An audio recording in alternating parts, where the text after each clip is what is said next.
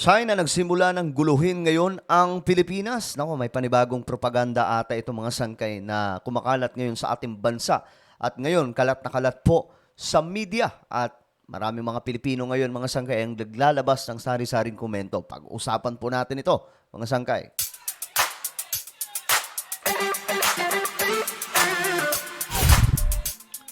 Hello, what's up mga sangkay? This is me once again, Sangkay Janjan. I'm back for another vlog, another video na naman na ating tatalakayin ngayon mga sangkay, ang isang topic na mainit po sa Pilipinas. No?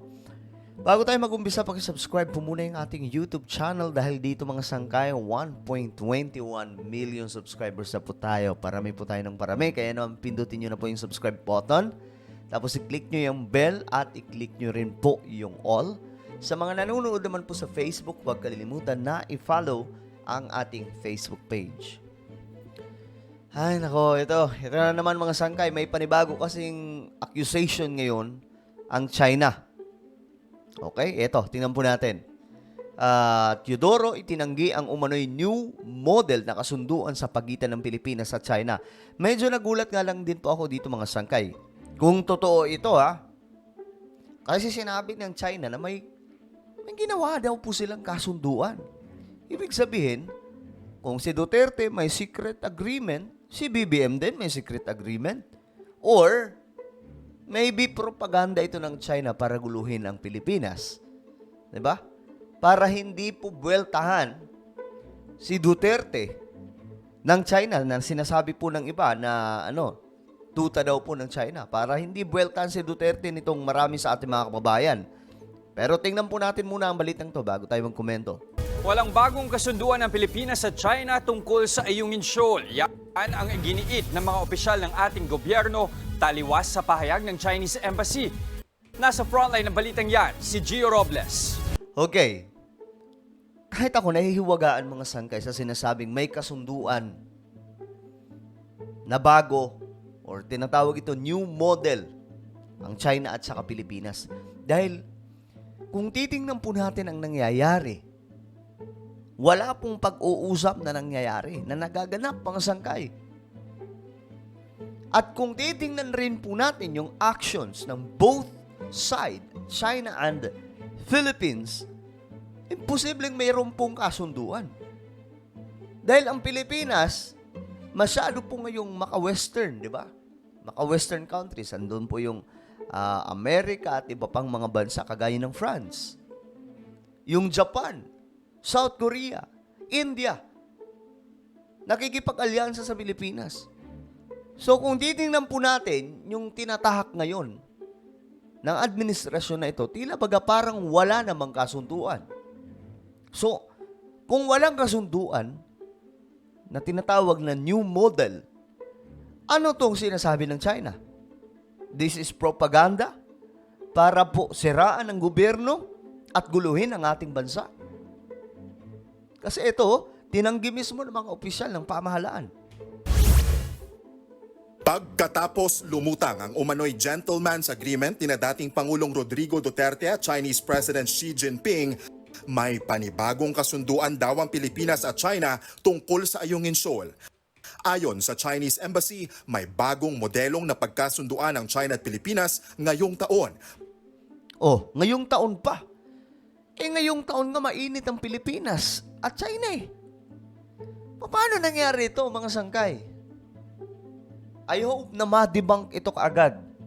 No, kasi malamang ito ito lang nakikita ko. Malamang isa po itong strategy ngayon ng China para guluhin ang marami sa ating mga kababayan at magduda sa galaw ngayon ng ating militar dyan sa West Philippine Sea. Ginugulo nila eh. Di ba? Pagdating sa pangangasiwa ng sitwasyon sa Ayungin Shoal. Ito. Dito natin malalaman, kung sana sabihin dito, anong kasunduan nito. Ang Armed Forces of the Philippines Western Command daw ang nakausap nila dyan. Kinumpirma rin umano ng AFP Westcom na inaprubahan ng ilang opisyal ng Pilipinas ang anilay bagong modelo. Kabilang sa mga naturang opisyal ang kalihim ng Defense Department at National Security Advisor. Oh, yan na. Matataas na official yan. Ngayon, may sagot po dyan ng Pilipinas. Na i-record daw ng China ang bawat detalye nito. Sana may video. Kasi, ako mga sangkay, duda ako dyan. Ang feeling ko dyan is propaganda ito ng China para guluhin ang bansa natin. Diba? Taktika po yan. Sigurado. Kung hindi ito totoo.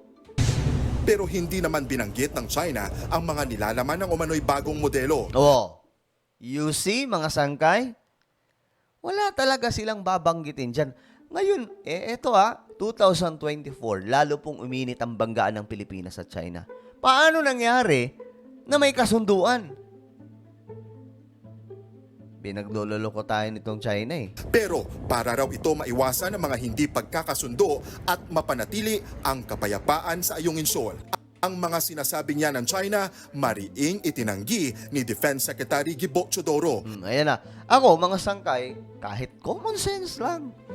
Paano magkakaroon ng kasunduan yung China at Pilipinas? Ayaw nga makipag-usap ng matino ng China sa Pilipinas eh. Ang Pilipinas, gustong ayusin yan.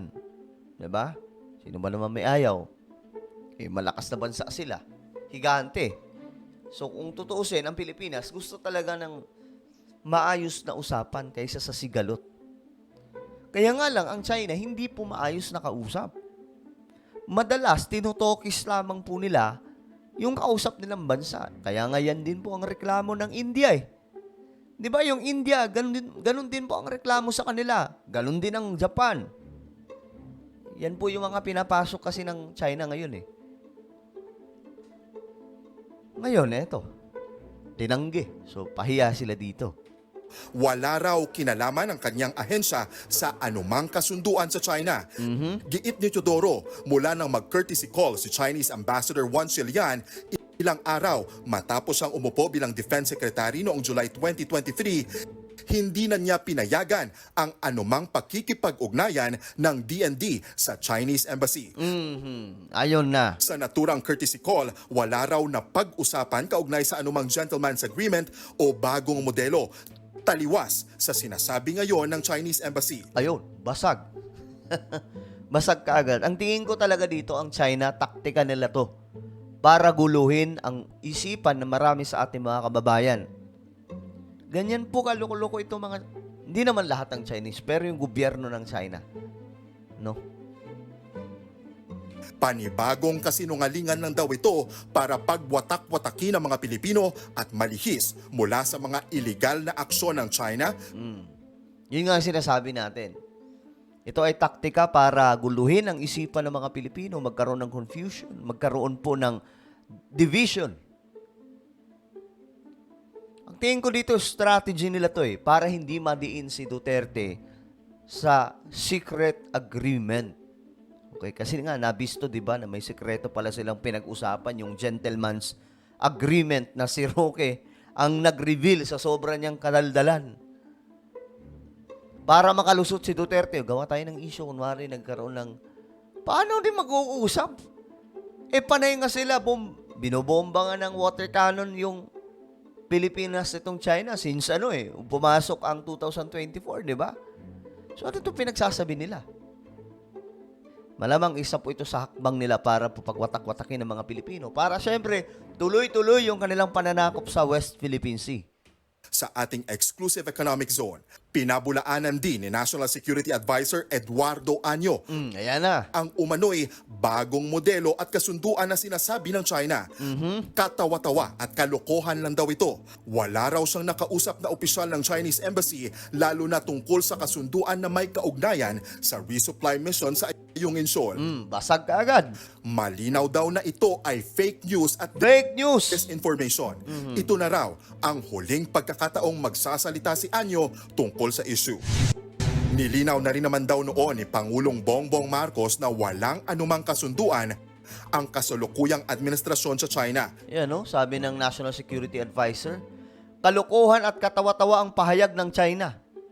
Diba kahit nga ako, yun po yung reaction. Ang bira. New model. Na hindi na nga magkasundo yung dalawang bansa eh. Balyahan ng balyahan eh. Niwala rin nga raw nabanggit ang dating administrasyon tungkol sa umano'y gentleman's agreement. Wala pa namang pahayag dito ang AFP Westcom. Para naman sa isang maritime law expert, panggagaslight ang ginagawa ng China sa issue sa agawan ng teritoryo. It's an incredible amount of diplomatic gaslighting. It really lacks credibility at this point because they've already gone through so many versions of these so-called agreements, and they're always secret. They're always with some unnamed official, although there are innuendos. Even if you're the one who's on the right, no, they make you doubt it so that you will retreat. Nagbabalita mula Okay, so ayan mga sangkay, ako ang tingin ko dito. Ito ay pagpawawatak-watakin na ng China. Okay? Ginagawa po nila ngayon ng kung ano mang pasabog sa Pilipinas para magkaroon ng division. Away-away tayo mga Pilipino. Tapos, mawala yung attention natin sa kanilang pananakop sa ating exclusive economic zone sa West Philippine Sea. So ano po ang inyong opinion tungkol dito? Kayo ba ay naniniwala? O katulad po ng opinion nyo? I-comment niyo po sa ibaba mga sangkay. And now I invite you, please subscribe my YouTube channel, Sangkay Revelation. Dito po ako nag-upload mga sangkay ng patungkol sa mga nangyayari sa ating mundo related po sa sinasabi ng Biblia. So, i-subscribe niyo po ito. Makikita niyo rin po ito sa screen. Then click the bell and click all. Ako na po ay magpapaalam. Mag-iingat po ang lahat. God bless everyone.